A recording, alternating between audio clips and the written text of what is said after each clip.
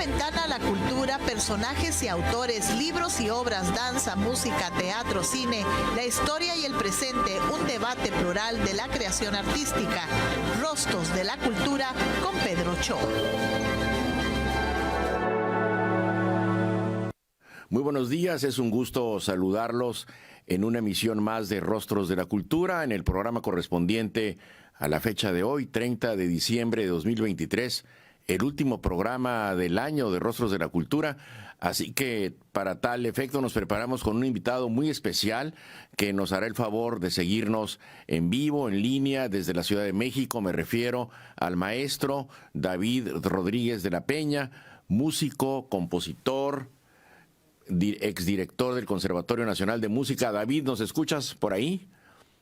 Sí, cómo no, Pedro, muy buenos días allá, Baja California, desde aquí de la Ciudad de México, como mencionas. David, es un gusto saludarte nuevamente por esta vía, y tú ya dejaste huella honda en Baja California por tu paso por la Orquesta de Baja California, el Instituto de Cultura y el trabajo realizado en estas tierras, del cual nos gustaría mucho que también nos hablaras en su momento. Pero antes que nada, ¿cómo te presento con el público? ¿Cómo le digo al público quién es el joven David Rodríguez de la Peña, que ha destacado tanto en las orquestas nacionales, en el Conservatorio Nacional, en las orquestas de Estados Unidos, de Europa?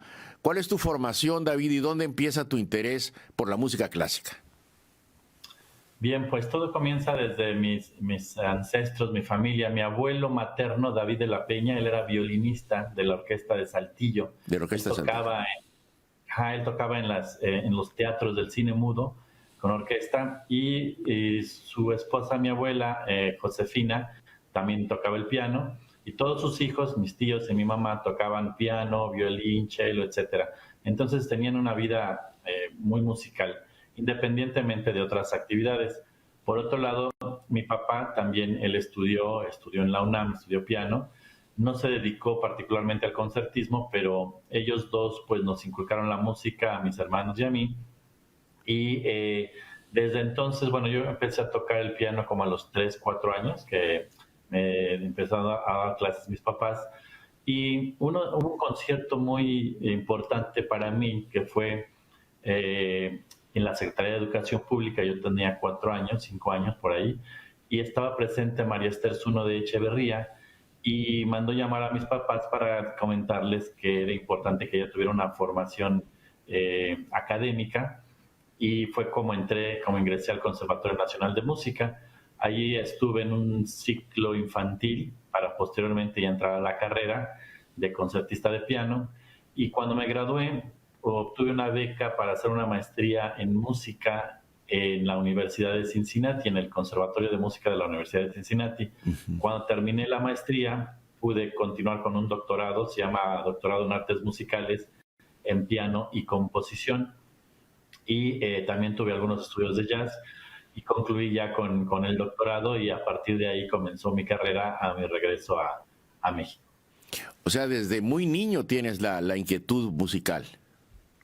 Sí, desde que éramos niños, pues nosotros escuchábamos a mi papá tocar el piano, a mi mamá, y jugábamos mientras tocaban, y ellos mismos tenían pues sus discos de Tchaikovsky, Rachmaninoff, y siempre me pregunta la gente que qué escuchaba yo de niño, y les digo, música clásica o música de Cricri, era lo único que escuchaba. Ya la música popular la conocí ya en mi juventud. ¿Y cómo es que llegas a este concierto en la Secretaría de Educación y que te escucha doña María Esther, esposa del presidente Echeverría? ¿Cómo es que llegas tú ahí? Ahí está la foto, ¿no? Sí, esta foto, efectivamente. Yo era alumno de la guardería número 1, que estaba dentro del CEP. Bien. Entonces me conocían, y hay una historia interesante porque yo no quería tocar a menos que yo practicara en el piano donde iba a dar el concierto, y me dijeron que sí. A la mera hora no fue cierto, me pusieron otro piano y no comenzaba yo a tocar, y me preguntaban por qué, y les decía, es que no alcanzo el teclado, me quedaba arriba de la cabeza. Entonces tuvieron que poner cojines, y por eso ves en la foto un montón de Claro, está sentado, sí. Alcanzar, ¿Y qué tocaste ahí, maestro? Ahí toqué el Minuet en Sol de Beethoven. De Beethoven. Qué maravilla. Sí. Entonces impresionó la señora doña María Esther y te recomendó al conservatorio, habló con tus padres. Sí, sí, sí. De hecho, primero me dijo, quiero hablar con tus papás, y lo primero que les llevé fueron mis hermanos, y se rió. Y me dice, sí, pero tus papás, bueno, ya voy por mis papás. Ajá. Pero sí, fue un concierto que yo recuerdo mucho, a pesar de que ya tiene mucho tiempo. Sí, claro, estabas muy chico ahí, caray. Sí, Sí, ¿y fue en el patio central? fue en el patio central de la SEP, sí. De la SEP. Bien, entonces entras al conservatorio. Explícanos cómo es la estructura académica para alguien que quiere estudiar música. ¿Por qué ruta se puede ir uno? Bueno, yo empecé con un sistema de iniciación musical que es el método TORT, donde mezcla algunos instrumentos y música prehispánica, pero para hacer música contemporánea, son como los dos polos. Y poco a poco empieza uno con la lectura, porque íbamos a la par de la primaria, la parte que yo estaba aprendiendo las letras, estaba aprendiendo las notas. Y posteriormente ya a los 9, 10 años comencé ya mi carrera formal, que son carreras de 10 años. Una licenciatura en música son 10 años mínimo. Y estuve con dos maestros, el maestro Raúl Ulloa, la maestra Rosita del Sordo. Pero uno tiene muchas otras materias: armonía, contrapunto, análisis, historia, etcétera. Y para todo hay que audicionar. Cuando yo me fui a Cincinnati, pues había que hacer un concurso, primero para poder ingresar a la universidad y luego otro concurso para poder obtener una beca. Entonces es un mundo lleno de concursos y audiciones continuamente. Pero digamos, al ingresar en ese momento tú no sabes si vas a dedicarte a la dirección orquestal, a la composición, o quieres ser un solista. ¿Qué abanico se te abre de posibilidades? A ver, desde que uno ingresa, ya uno ingresa con una visión de una materia eje. Okay. En este caso es el piano. Pero yo desde niño, desde esa edad que está en la foto, yo ya componía mis propias canciones, mis propias piezas.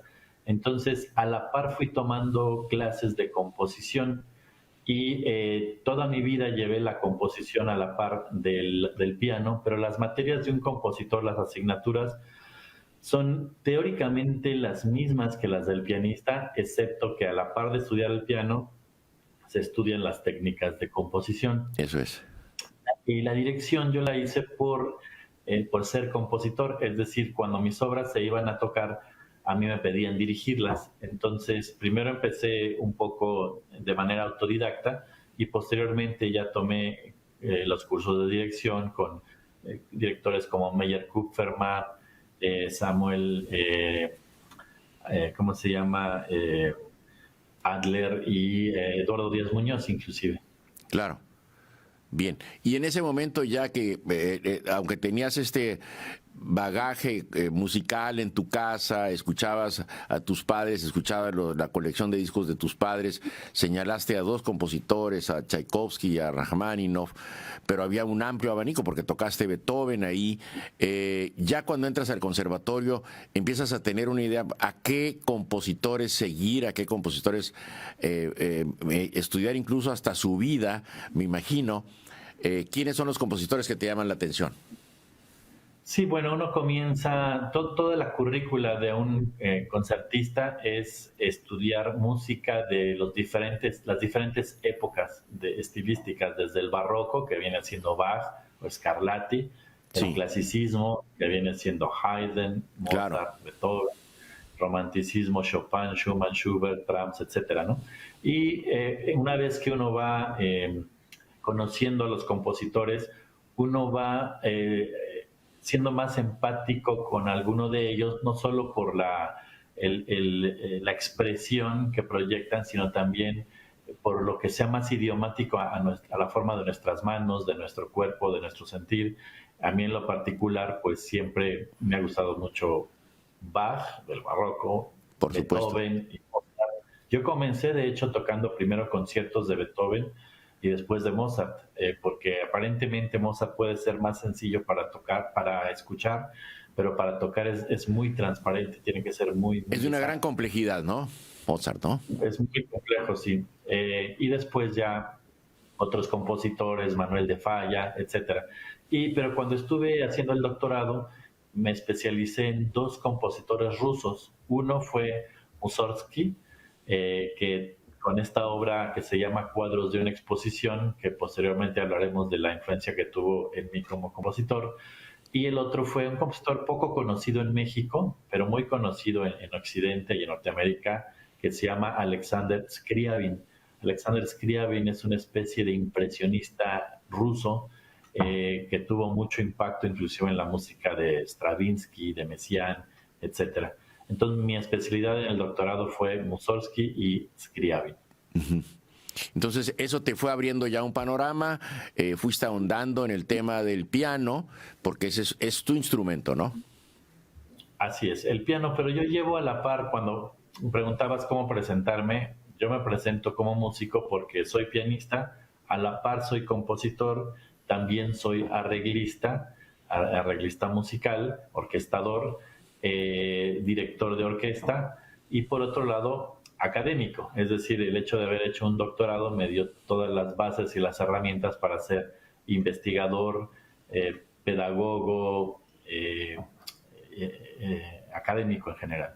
Y llegaste a ser director del Conservatorio Nacional de Música, la institución educativa más prestigiada de música en el país, durante 10 años, David.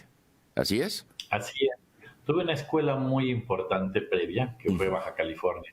Platícanos de esa experiencia en Baja California, porque me interesa mucho que nos hables de la historia del conservatorio también.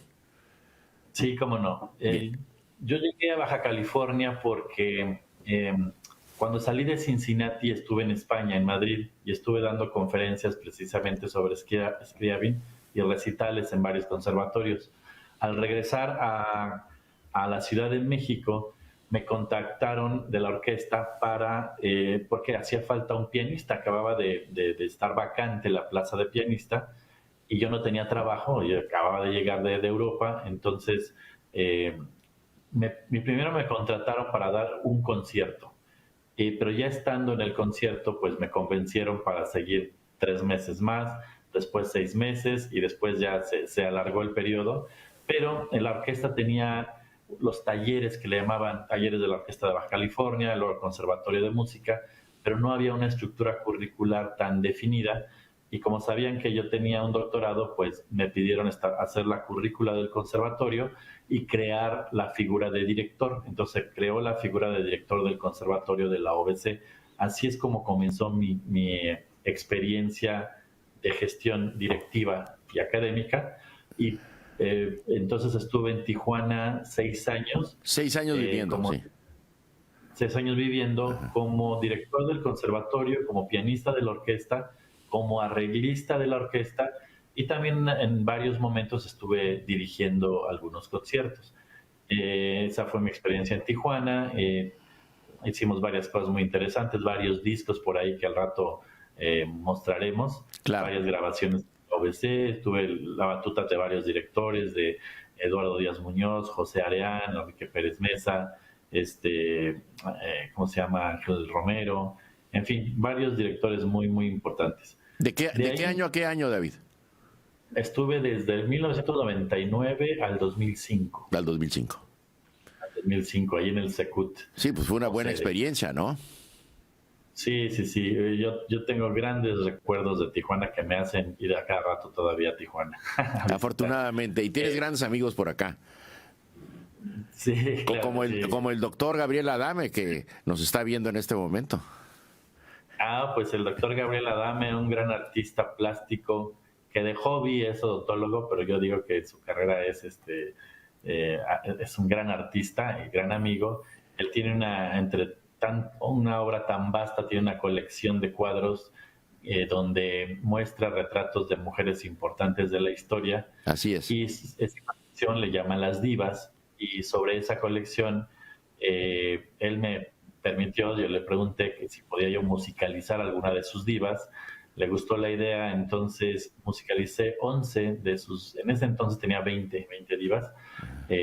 Hicimos estrenos en casi todas las ciudades del estado y esas divas originalmente comenzaron para piano, pero ahora ya tengo también algunas obras de esa colección para orquesta y para piano y orquesta. No, pues qué orgullo para Gabriel que lo hayas musicalizado, sus pinturas, man. Qué gusto me da, ¿no? buena no, experiencia. Además, claro, Vincular al arte plástico, la pintura con la música, ¿no? Es un reto para ti. y eso viene de aquella experiencia de los cuadros de una exposición de Mussorgsky, Claro. aquel autor que mencioné, donde Mussorgsky en su momento musicalizó los cuadros de su amigo Víctor Hartmann, se hizo una exposición y Mussorgsky hizo toda una suite que así se llama, Cuadros de una exposición, Que es una obra muy corta, muy bella. muy famosa, muy bella y que está en todas las colecciones de música clásica, ¿no? Así es, así es. Todos los que Y queremos bueno, escuchar, siempre está esa obra magnífica. tienen que escucharla en su versión para piano o en su versión para orquesta. Entonces, Eh, tu labor en Baja California fue, bueno, eras el pianista y echaste a andar el conservatorio, así es lo que estoy entendiendo. Conservatorio, después hicimos algunas gestiones para lo que ahora ya no me tocó el Centro de Artes Musicales, pero Bien. me tocó todavía gestionar un poco los espacios, el terreno, etcétera. Y en ese año 2005 se iba a abrir el Centro Estatal de las Artes en Mexicali. Entonces me invitó el Instituto de Cultura de Baja California, que en ese entonces estaba la licenciada Marisela Jacobo, Sí, a colaborar en el área de música. Entonces primero me tocó, bueno, la primera asesoría que me pidieron fue equipar toda el área de música del Centro Estatal de las Artes, la compra de instrumentos, de pianos, de violines, flautas, etcétera, y posteriormente fungir como coordinador de música. Entonces me fui como coordinador de música del Centro Estatal de las Artes en la ciudad de Mexicali del 2005 al 2007. Fue una época también maravillosa. Hicimos, aparte de ser docente y coordinar y realizar los planes de estudio, también tenía a cargo la programación de los conciertos. Entonces hicimos una serie de conciertos muy que no le he hecho en otro lado, que se llamaba Historia de la Música, donde cada 3 semanas, eran conciertos semanales, cada 3 semanas se cambiaba un estilo distinto, es decir, las primeras 3 semanas era música antigua, medieval Sí. y renacentista, las siguientes 3 semanas música barroca, las siguientes 3 clásica y así hasta llegar a la música contemporánea, y eso fue generando un público que empezó a ir a cada concierto, a cada temporada, y ya podían conocer y distinguir las diferentes etapas de la historia de la música. Eso fue en el CEART, Mexicali, y en el 2007, bueno, para esto, 4 años antes, en el 2003, la UABC, la Universidad Autónoma de Baja California, había lanzado su primera licenciatura en música y yo fui un asesor externo para los planes de estudio de esa licenciatura. Pero ya en el 2007 iba a egresar la primera generación de licenciados en música, hubo cambio de rector en la universidad, hubo cambio de dirección en la ahora Facultad de Artes y me invitaron a ser, el maestro Sergio Rommel, me invitó como subdirector del campus Ensenada para dar seguimiento a ese primer egreso de la licenciatura en música. Entonces es como me voy a Ensenada y ahí me mantuve por 5 años hasta el 2012. Bueno, te voy a pedir que hagamos una pausa, estimado David. Estamos en Rostros de la Cultura, vamos a una identificación de la estación y regresamos. Estoy conversando con el maestro David Rodríguez de la Peña, director del Conservatorio Nacional de Música hasta hace un poco. Regresamos.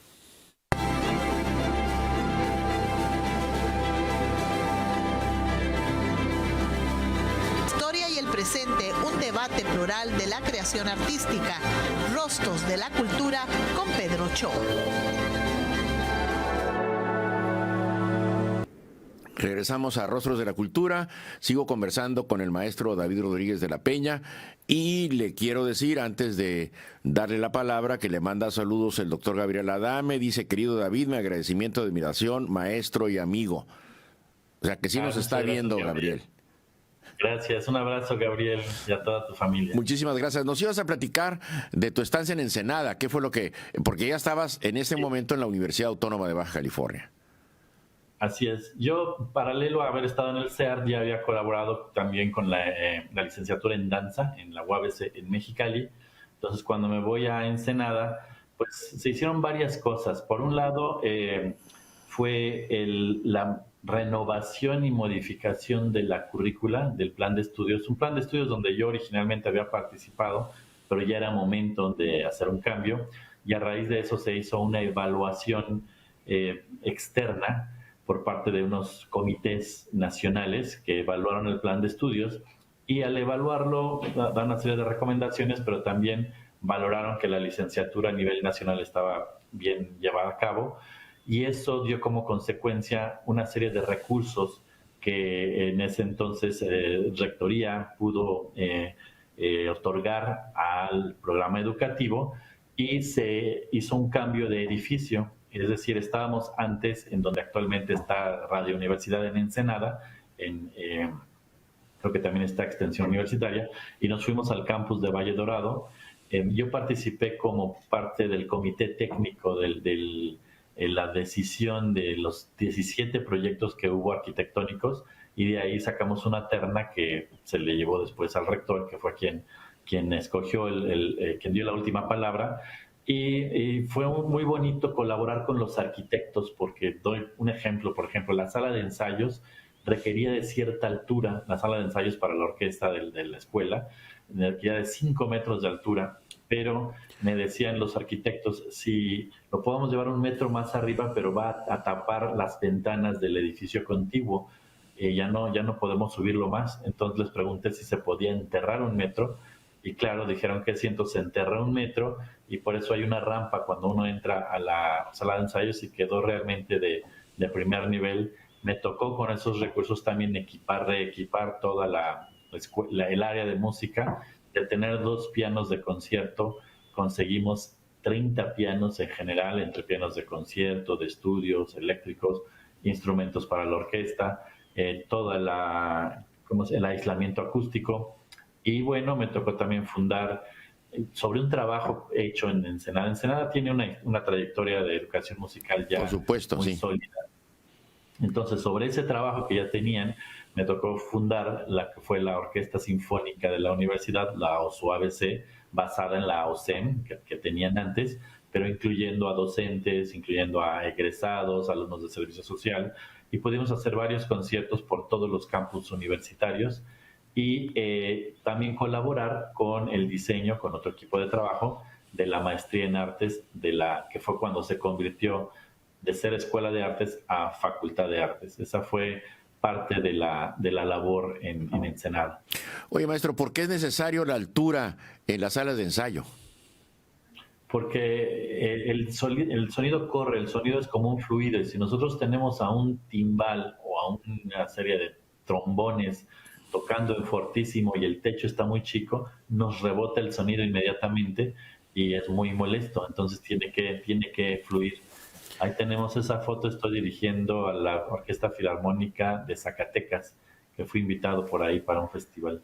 Bueno, estoy leyendo que has dirigido la Filarmónica de Marina, la Orquesta de Cámara de Bellas Artes, la Orquesta Sinfónica Nacional, el Ensamble Barroco de la Universidad de Cincinnati, la Orquesta Sinfónica de Turquía, la Orquesta de San Bernardino, la de Zacatecas, la de la Universidad Autónoma de Baja California, la Sinfónica de Coahuila, la Sinfónica de Querétaro, la del Conservatorio Nacional, la Filarmónica de Toluca, siendo además fundador de la misma, la Sinfónica de Jalapa, la Sinfónica de la Universidad Autónoma del Estado de Hidalgo, la Orquesta de Cámara de Zapopan, la Sinfónica de la Universidad Autónoma de Chihuahua, de Acapulco, de la Universidad Autónoma de Nuevo León. Oye, es una trayectoria importantísima, maestro. Sí, en todas esas orquestas he colaborado o como director o como pianista solista o como compositor. Pero en el caso de la Orquesta Filarmónica de Toluca, efectivamente yo estando en Ensenada, me llamaron de Toluca primero me pidieron que si podía hacerles una convocatoria para la formación de una nueva orquesta del municipio. Les hice la convocatoria, posteriormente me invitaron a hacer las audiciones, a hacer el jurado de las audiciones. Me fui de Ensenada a Toluca, y después me invitaron al primer concierto inaugural. Entonces, en ese sentido, pues fui fundador de la Filarmónica de Toluca, que hace conciertos maravillosos, ballet, ópera, y pues, a los 10 años de su fundación me invitaron como solista para tocar dentro de los festejos de la misma. Fue algo que me dio mucha satisfacción. ¿Y en qué año y en qué circunstancias llegas a dirigir el conservatorio, maestro? Bien, en el 2012 Bueno, yo estaba como subdirector de la Facultad de Artes en Ensenada y bueno, son situaciones muy personales. En diciembre del 2011 mi mamá falleció y yo sentía muy solo a mi papá, yo mismo me sentía muy solo y al mes siguiente, en enero ya del 2012, se lanza por internet la convocatoria para la nueva dirección del conservatorio. Yo tomé la decisión de poder estar un poco más cerca de mi familia y me inscribí a la convocatoria con un poco de escepticismo porque no pensé, digamos, que fuera a estar tan cercano a poder tener éxito, dado que llevaba muchos años, veintitantos años fuera de la Ciudad de México. Entonces envié mi proyecto, mis documentos, y como por marzo me llamaron de que había sido aceptada mi propuesta, mi plan de trabajo, y que en mayo tenía que enfrentarme a toda la comunidad del conservatorio para presentar mi plan de trabajo y una sesión de preguntas y respuestas. Entonces fui en el mes de mayo y después fui también a un examen que nos hicieron de alta dirección de recursos humanos y de la disciplina. Entonces ya fuimos 7 directores, los que fuimos quedando de 17 proyectos, quedamos 7, sí. Y después de ese examen quedamos 3. Y ya en finales de agosto me llamaron por teléfono, me dijeron pues que yo había sido el elegido. Así es que ya el 1 de septiembre del 2012 ya me había yo trasladado de regreso a la Ciudad de México después de muchos años. Yo no sabía que era por concurso, fíjate. Sí. Es por concurso. ¿Y esa convocatoria marca por el periodo en que te vas a quedar al frente del conservatorio? Sí, a eso iba. El periodo de los directores son 4 años. Entonces, mi periodo era del 2012 al 2016. Correcto. En el 2016 se festejaban los 150 años de la fundación del conservatorio, entonces me tocaba todo ese evento que también fue algo muy, muy importante. Pero pasan otras cosas. Para que un director sea nombrado, necesita nombrarlo la Dirección General de Bellas Artes con el visto bueno del secretario de Cultura. Claro. En ese entonces se acababa mi periodo, pero falleció Tovari de Teresa, Rafael Tovari de Teresa, claro, quien era el secretario de Cultura, y María Cristina García Cepeda, Maraqui, quien era la directora de Bellas Artes, la nombran secretaria de Cultura. Entonces no había quien nombrara al futuro director o no había quien diera el visto bueno en ciertos momentos y yo quedé como director interino cuando terminó mi periodo. Sí. Una vez que se dieron las condiciones, sale otra vez la nueva convocatoria para la nueva dirección y en ese sentido yo como director tenía la facultad de volver a ingresar a ese concurso. Es decir, no hay una ratificación como tal, sino es volver a entrar al proceso de auscultación, que es lo que le llaman. Entonces ingresé a ese proceso y volví a ser nombrado ya por la nueva dirección, que en este caso fue la doctora Lidia Camacho, y ya con el visto bueno de la Secretaría de Cultura. Y así es como en el 2017, en febrero de 2017, empiezo un nuevo periodo. Que es por otros 4 años. Por otros 4 años, que hubiera terminado en el 2021, pero viene la pandemia. Entonces claro, no se daban las condiciones para hacer un proceso de auscultación real, dado que nadie estaba asistiendo a las instalaciones del conservatorio, no nos veíamos. Entonces Bellas Artes me pidió si podía yo continuar hasta que se estabilizara la salud mundial. Claro. Y así fue. Te voy a pedir hacer una nueva pausa para seguir conversando y nos digas qué es el Conservatorio Nacional de Música. Regresamos a Rostros de la Cultura. Gracias. De la creación artística, Rostros de la Cultura con Pedro Cho. Seguimos en Rostros de la Cultura y sigo conversando con el maestro David Rodríguez de la Peña. ¿Qué es el conservatorio y qué peso tiene en la cultura mexicana, maestro? El Conservatorio Nacional de Música es el primer conservatorio como escuela pública de Latinoamérica. Se fundó en el mismo año que el Conservatorio de Moscú, el Conservatorio Tchaikovsky. Quiere decir que México en esa época, el recién México independiente, estaba a la par al boom de la creación de los conservatorios. Y ha dado los grandes músicos que pues han sido las bases y el fundamento para nuestra cultura musical, como son pues desde Melesio Morales, que hacía ópera, Juventino Rosas, Manuel M. Ponce, José Rolón, Carlos Chávez, que tuvo varias distintas generaciones de compositores alumnos, entre ellas primero el grupo de los Cuatro, José Pablo Moncayo, Blas Galindo, Daniel Ayala, Salvador Contreras, y posteriormente otro grupo de estudiantes como Eduardo Mata, Mario Lavista, Héctor Quintanar, quienes posteriormente pues han tenido también estudiantes de las generaciones ya más actuales como Gabriela Ortiz, Eber Vázquez, etcétera. Entonces, el conservatorio pues ha dado también los fundamentos y los modelos para las creaciones de las actuales escuelas y facultades de música en el resto del país. Afortunadamente ya el país cuenta con muchas escuelas de música de nivel superior, muchas de ellas de un nivel muy, muy competitivo. En ese sentido ya el conservatorio no es el único, Sí. pero es el emblemático y es el padre de las escuelas de música formales en México. ¿Hay en todo el país, David? ¿Escuelas de música? Ajá. Hay escuelas de música en todo el país, ¿sí? Sí. De diferentes niveles. A mí me tocó como director, además, hacer escuelas donde llevan el nombre del conservatorio porque elaboramos nosotros el plan de estudios, los titula el conservatorio, pero en sus campus. Por ejemplo, es el caso del SECAM en la Sierra Mije de Tlahuiltoltepec, Mije, en Oaxaca. Tienen un programa que se llama Técnico Superior en Música Tradicional Oaxaqueña, que se ofrece en la Sierra Mije, pero en la titulación la hace el conservatorio. A mí me correspondió hacer ese plan de estudios. Lo mismo el de la licenciatura en Educación Musical de la Escuela de Música de Tlaxcala, es el mismo esquema, y también hice los planes de estudios de las licenciaturas en música de las universidades del Bienestar Social Benito Juárez en el país, comenzando por la ciudad de Tlaxiaco también en Oaxaca.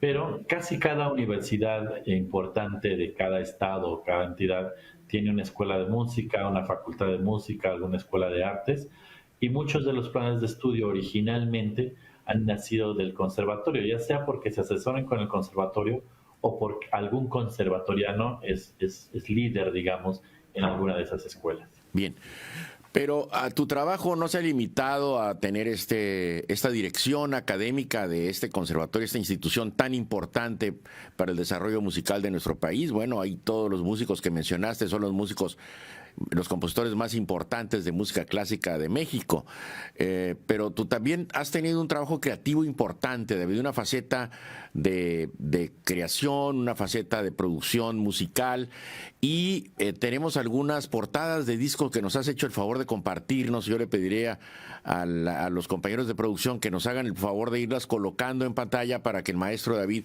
pueda hacer algún comentario sobre las mismas.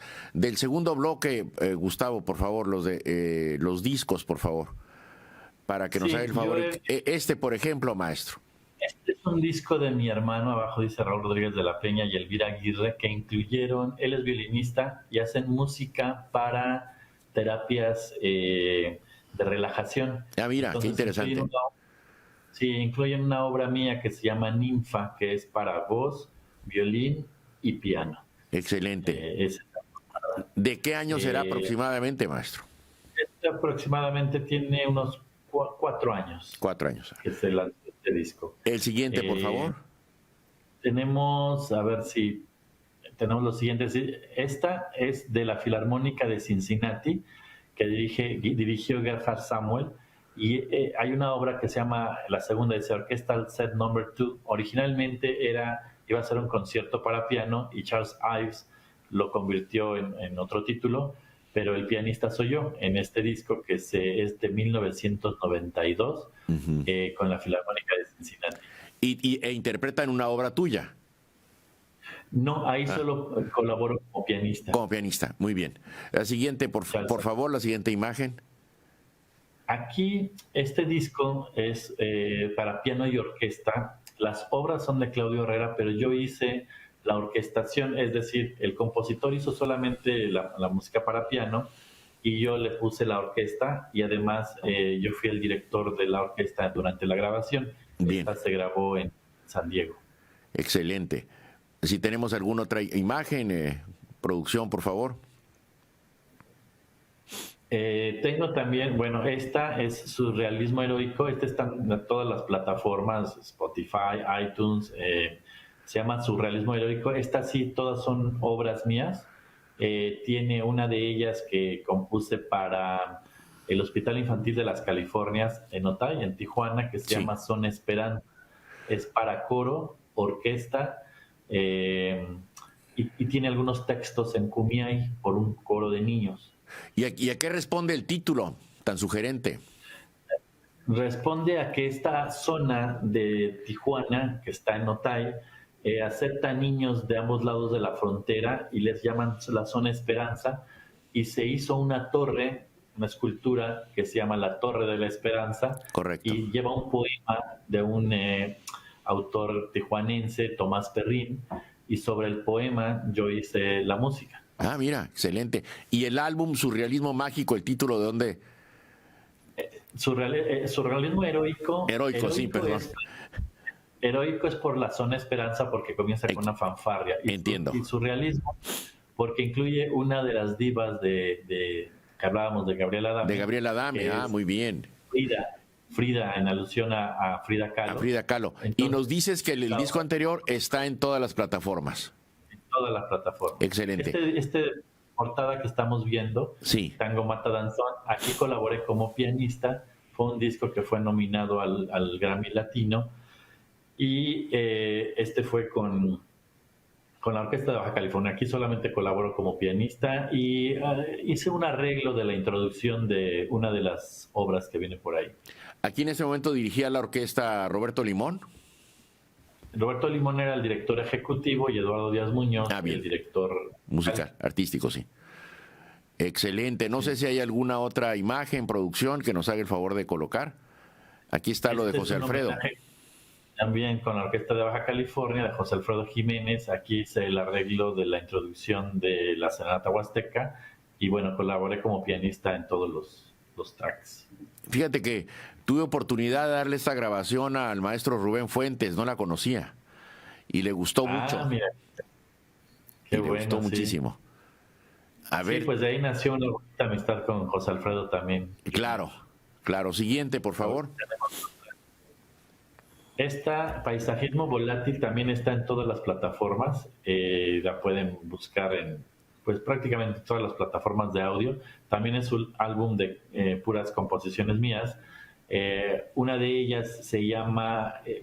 muchas de las obras que tengo que son comisionadas son para documentales de televisión. En este caso, uno de los documentales es sobre la vida de José María Velasco, que fue un paisajista mexicano, por eso se llama Paisajismo. Sí. Y Volátil porque tiene otra de las obras que se llama Ondina, es para orquesta de cámara, que habla un poco sobre estas ninfas de las fuentes, por eso viene esta mujer en el agua, que es un poco esta sensación de volatilidad. Pero tengo también otras obras como la música que hice para el documental de la biografía de Luis Barragán, que fue un arquitecto mexicano. En fin, muy importante. Esta es una de las obras originales. Excelente. No sé si hay alguna otra imagen, producción. A ver, si la tenemos. Este es un disco que hicimos con Betsy Pecanins que se llamó Tequila Azul y Batuta porque era música de blues, música mexicana arreglada en estilo blues con orquesta sinfónica. Y a mí me tocó hacer algunos de los arreglos, fuimos varios los arreglistas, Enrique Neri, ¿cómo se llama?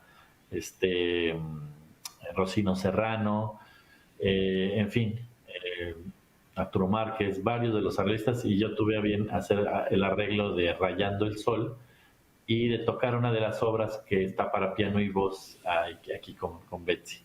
Excelente. Y a ver esta, mira, qué belleza. Esta, si ven hacia abajo, yo fui el director de la orquesta de estas bajianas de Venus Rey Jr., el hijo del legendario Venus Rey, exacto, el líder sindical. Venus Rey Jr. es compositor y me pidió que yo fuera el director de la grabación de su música orquestal. No, se ve maravilloso. No sé si tengamos alguna otra imagen, no sé si es todo lo que nos enviaste, maestro. Aquí hay una más. María Hahnemann es una joven pianista, ahorita tiene 17 años. Ella fue mi alumna hasta el año pasado, yo la tomé desde que tenía 9 años y acaba de lanzar, ella vive ahora en Europa y ha sido dirigida por Alondra de la Parra y ha acompañado a Javier Camarena. Tiene una trayectoria muy importante y hizo una serie de videoclips. Y su último videoclip del año lo hizo con una obra mía que se llama Niña Olga Camacho, que está basado en la leyenda urbana tijuanense de Juan Soldado. De Juan Soldado, claro. La obra la compuse originalmente para una coreografía de Minerva Tapia, coreógrafa de Tijuana. La maestra también, sí. Exactamente, entonces hizo la obra de Juan Soldado y este es el tema de la niña.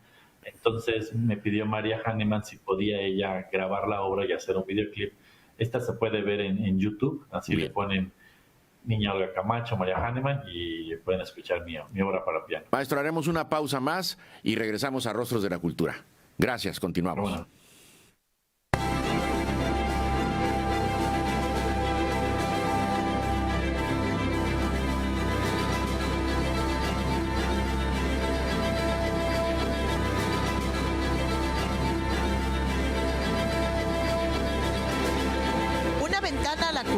Personajes y autores, libros y obras, danza, música, teatro, cine, la historia y el presente, un debate plural de la creación artística. Rostros de la Cultura con Pedro Cho. Regresamos a Rostros de la Cultura, sigo conversando con el maestro David Rodríguez de la Peña y vamos a ver su última portada de disco y 2 libros que nos hizo el favor de compartirnos para que nos platique de qué se trata. Si producción me ayuda, por favor. Tenemos una portada azul que habíamos comentado. Debe ser sí, que dice México. Colores de México. Colores de México. Este es un disco que acaba de lanzar la Orquesta Sinfónica de la Universidad Autónoma de Nuevo León. Fíjate. Donde hizo obras mexicanas para su ballet folclórico, pero en versión orquestal. Actualmente la dirige el maestro Eduardo Díaz Muñoz y me pidió ser uno de los arreglistas. Entonces me tocó hacer el arreglo de las famosas chiapanecas, claro, pero con orquesta sinfónica. Y bueno, también este disco y ese track de las chiapanecas lo pueden escuchar en cualquiera de las plataformas. Se llama Colores de México, de la OSUAINL. Y se consigue entonces en las plataformas también. Y los libros que nos has compartido, David, que se ve muy interesante, tenemos 2 portadas. Si producción me hace el favor de colocarlas, por favor. Aquí tenemos Música e Identidades, una lectura interdisciplinaria. Sí, aquí tengo un artículo que es en la tercera parte de este libro que se publicó y que se llama La identidad musical como ingrediente político en la conformación de las naciones. Entonces hago una comparación de cómo las tendencias estéticas de ciertos compositores tienen gran impacto en los políticos, no necesariamente para bien, no necesariamente para mal. Es decir, no juzgo esa parte, simplemente expongo cómo la música de Wagner, con el control total que requería de un artista en el sentido de hacer su propia música, sus propios libretos, sus propios instrumentos, las tubas wagnerianas, su propio teatro, generó ese impacto en líderes como Hitler, por ejemplo, de tener todo un control total de manera política. Lo mismo pasa con Verdi en el impacto que tuvo nacionalista con el fascismo, en este caso con Benito Mussolini. Pero también, por ejemplo, en México, hablo un poco de la relación que había entre Miguel Alemán y Carlos Chávez, cómo nace en esa gestión el Instituto Nacional de Bellas Artes, se construye el conservatorio, el edificio permanente, está en boga todo ese nacionalismo del mismo Chávez, de revueltas, de Moncayo, en fin. Entonces es un libro que hablo sobre la música, el arte y la búsqueda de una identidad. Y este otro que estamos viendo, Sí. Sentir, Pensar y Actuar de la Música en el México del siglo XXI, se refiere obviamente a la música de concierto en México, qué es lo que está pasando ahorita. De hecho, podemos ver en la portada, la portada es de nuestro querido amigo Gabriel Adame, aunque el libro lo publica la Universidad de Zacatecas. Qué bella portada, Sí. mano, con la obra de Adame.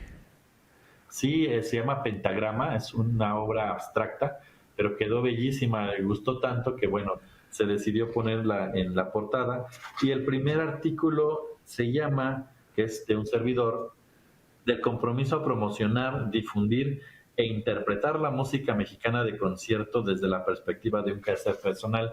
Aquí hablo, mi introducción es cómo elaboré la primera maestría en el Conservatorio Nacional de Música. Fíjate. Es una maestría en música, en la interpretación de música mexicana de concierto.